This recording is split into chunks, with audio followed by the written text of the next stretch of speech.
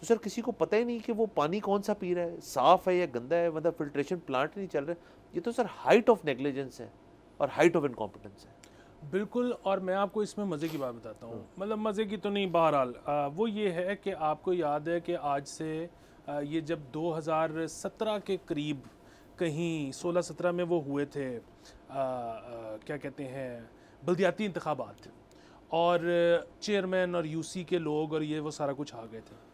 वो बहुत थोड़े अरसे के लिए आए थे क्योंकि उसके बाद फिर वो निज़ाम लपेट दिया गया। वो जो थोड़ा अरसा था उसमें जो जितने नए बने वाटर फिल्ट्रेशन प्लांट उसकी नज़ीर पहले कभी नहीं मिलती, और उसमें जितने वो मेंटेन रहे उसकी नज़ीर कभी नहीं मिलती। उसके बाद उनको हटा दिया गया, फिर वो चले गए लाहौर हाई कोर्ट, फिर बड़े अरसे बाद उस पर उनके हक़ में फ़ैसला आया। वो जब उनके हक़ में फ़ैसला आया तो वो बिल्कुल थोड़े दिनों के लिए वापस आए अपनी कुर्सियों पे, और फिर उनका वो टेन्योर ख़त्म हो गया।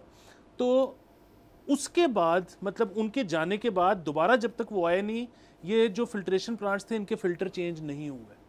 सो बहुत इसमें कोई रॉकेट साइंस नहीं है, ये एक बल्दियाती मसला है, ये एक लोकल गवर्नमेंट का मसला है।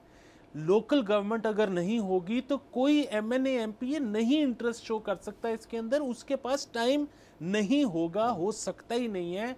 मतलब आप देखें कि 5 लाख बंदे की अगर कॉन्स्टिट्यूंसी होगी एक शख्स की, तो वो ध्यान रख सकता है इस बात पे कि किसका फिल्ट्रेशन प्लांट का फ़िल्टर चेंज हुआ और किसका नहीं हुआ। और अब ये कितने अफसोस की बात है कि पंजाब वाहिद सूबा रह गया है जहाँ पे बल्दियाती इंतखाबात नहीं हुए। मुझे बताएं, मैं टैक्स नहीं देता, आप टैक्स नहीं देते, आप फाइलर नहीं हैं, हमारा क्या कसूर है?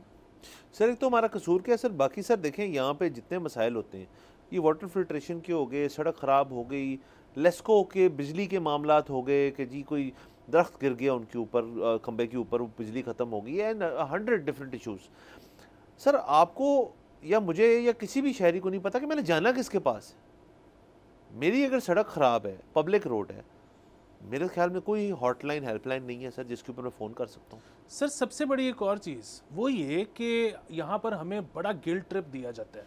हमें कहते हैं कि जी यहाँ पे आपका अगर इतने करोड़ रुपए का घर है तो उस पर कितना कम टैक्स आप देते हैं।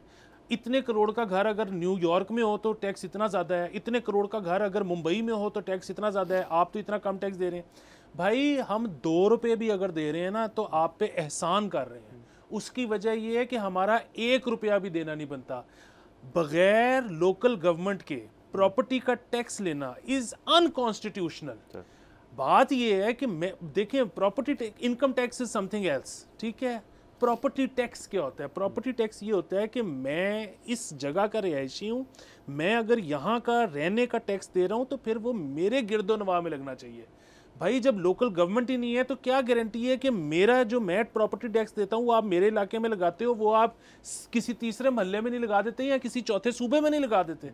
तो यहाँ पर तो मैं तो एक बाकायदा तहरीक चलाना चाहता हूँ कि जब तक लोकल गवर्नमेंट नहीं आएगी हम नहीं देंगे प्रॉपर्टी टैक्स।